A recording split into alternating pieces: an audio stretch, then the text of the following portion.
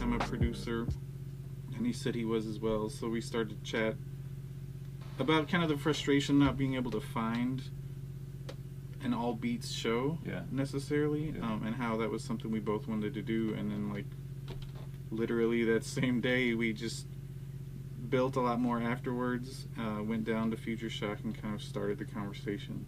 Wow. With Tim. That's what's up. I mean, it's so cool that a local record store saw the vision and was open to having this happen. And now a year later, you know, here you guys are. It's crazy. Yeah. Yeah. I mean, I did throw out some names of Tim, so I wasn't some random person, you know? Like, because one of the things that I did before I'd met up Jonas, I talked to people in the community, and I asked if they felt like there was a need for this, you know? Because I'm a transplant. I'm not just going to be like, I'm here, I'm going to do this, you know? I wanted to see what people thought, and so I did speak to other people, like homie Dr. Blood Money, Ralph. Yep. He met up with me, had a beer with me, and was very encouraging, pointing me to Future Shock. I knew about Future Shock. I didn't know Tim. Yeah. And then I'm pretty sure I talked to Northern Draw, to Kip, and he was very encouraging. And then other people, again, I also went to Thirsty City looking for a community. Yeah. And I met people there, and they were all very encouraging. Yeah. So I felt encouraged, like, I'm not just going to do this, and people are going to be like, what are you doing? Right. So, it started for me partly because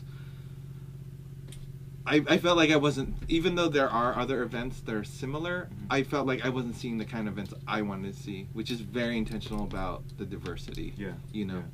So. That's what's up, man. You know, being in a place where there is so much talent. When I first started working on supporting folk in the city, it was one of the things that I saw, that there were, and I guess it's this way everywhere, but there were groups that weren't necessarily connected.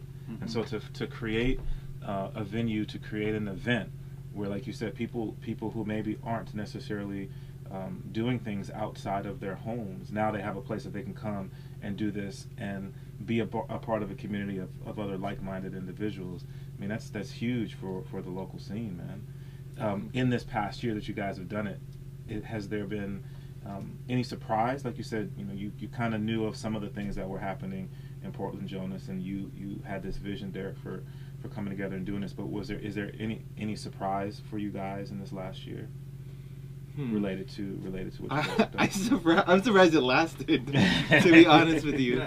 I think for me, because a lot of what we do, we try to balance each of the show bills with, new artists as we meet them. Yeah. People who have no experience, little to no experience, and then people who make music in town, but it may, their act may be focused on the MC over the production. Right. So reaching out to those people who clearly get paid gigs all over town. Yeah. And seeing if they're interested in playing, and they always go for it. Yeah. A lot of them, just kind of like the freedom of our format is just like, do whatever you want. Yeah. For 15, 20 minutes. Yeah. So people like Trox, who, he's got more than enough on his plate, but he's always willing, he's always down to come play beats for us. Lisa Vasquez is a very busy woman, has a lot going on, but she always makes time. Other acts, Theory Has It, Samurai came through, Ayatollah, which is a big accomplishment for us. But just, being able to do that, being able to like use the leverage of what we can do for newcomers as well as established acts was meant a lot for me, because it was like people are paying attention and they want to be part of it too.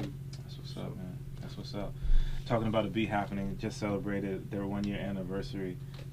One of the things that I think was really cool was you took this opportunity. I shouldn't say you took this opportunity, but one of the things that I saw that came along with the celebration of the 1 year was you looked for a way to give back to Future Shock, and you guys did some fundraising, and I'm gonna let you tell the story of that. on that. Yeah, sure. Yeah, so Tim, if you guys don't know Future Shock Records, go in there. It's a great store, hip hop focused, soul, funk focused. And they've been there 5 years? Yeah, 5 years. They just had an anniversary as well. Anyway, wait, sorry, I lost the question. So just the fundraiser that you guys the fundraiser. Yeah, so the fundraiser. Yeah, Tim lets us do it for free. He just wants he doesn't tell us this. This is just a feeling we get, that he just wants people to enjoy hip hop, enjoy his space, and he lets us do it. He lets us use his equipment. And so we felt not indebted to him because he's never said anything, but we're like, what can we do? Our anniversary is coming up. What's a cool thing to do? And so we thought, oh, let's buy him new equipment, but let's involve the community. Because, you know, the shows are free, people are having fun.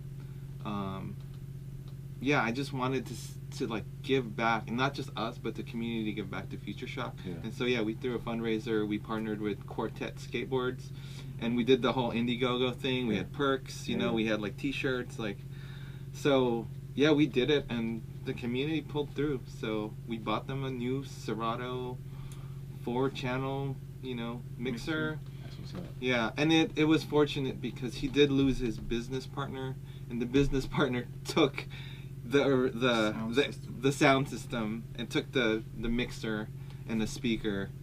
And so it was weird that we were doing this fundraiser. In the middle of this, his business partner left, and we were able to just like jump right in, and like when our fundraiser ended, we bought what he needed. Right. And so it was weird because it wasn't just like we're upgrading. Now we're just like filling a need. It was, that's what's up, man. Yeah. So I feel like, well, I'm a Christian, so I feel like God works in mysterious ways. That's what I was about to say, man. That wasn't no accident, man. That was divine intervention right there, man. You again, it's an extension of what you guys do, right? You created the event to serve the community.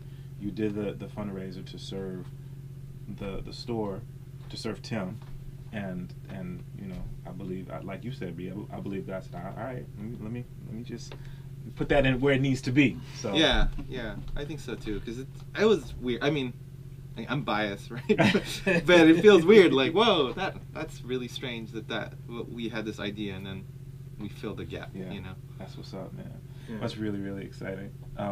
The turnout, I've watched you guys on social media shoot little clips, and let me just say, the way that you guys present, not just live, but the way that you guys present the event on social media, on the internet, is really, really cool.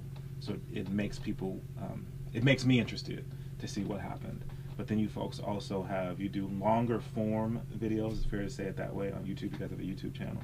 You want to talk about that creation process? Was that something you thought about doing from jump, or did that come sort of organically?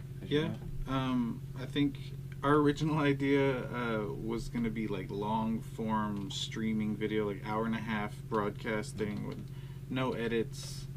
But YouTube has a lot of issues with copyright, and because we always have we start each set with a DJ, and the minute they start playing music that's registered, YouTube mutes it. Right.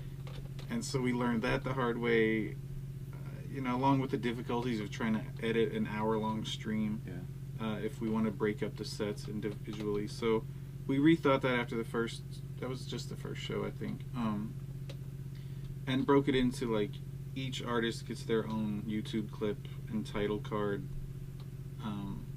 That way it's, you know, you can clip through and watch whatever you want if you want interested in one act over the other, or if you just want to like let it stream.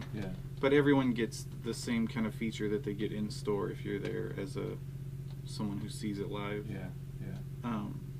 So it's a rip-off. I mean, honestly, it's just a rip-off of stuff like Boiler Room.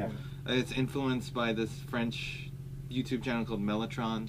So we just copied them. I mean, it's nothing revolutionary, but it's neat to document like the Portland hip hop scene.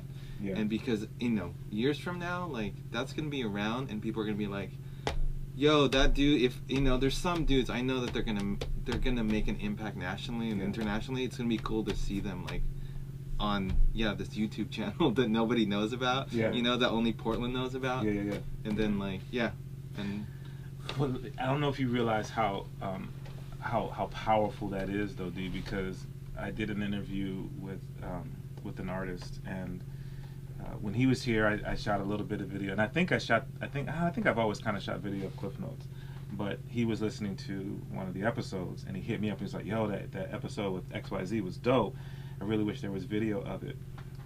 And then in our conversation, the conversation I had with him on Klyph Notes, he talked about that very fact, that as someone who has been making music in Portland for years, recognizing all that happened before him, he feels like, man, that's one of the things that hasn't really been documented well in Portland, is the Portland hip-hop scene. Right. So I think what you guys are, I think you're absolutely right, man. You know what I'm saying? If the world lasts this long, 20, 30 years from now, people will have an opportunity to look back and see, you know, the situation that you folk created and be able to celebrate that as a part of the history of the city. So I think that's dope. Yeah, there's part of it that is very inspiring for me, is like, because that's how I learned about a bunch of like the kind of the subcultures of hip hop. Is like, you know, I'm from Kentucky originally. I lived in New York. I lived in a lot of places, but watching documentaries about like the Stretch and Bobbito show, you know, the Tribe Called Quest documentary, to a lesser extent. But I mean, just the footage that existed at all, I was just like, oh, you know, whoever had the presence of mind to be there filming, whether it was their homies or whatever, you know, 20 years later, we still are referencing a lot of that stuff. Yeah. So, and to me, it's really important to like shine a light on all these people, because a lot of people can't make it to the shows, and a lot of people might not see like the little Instagram clips that we show.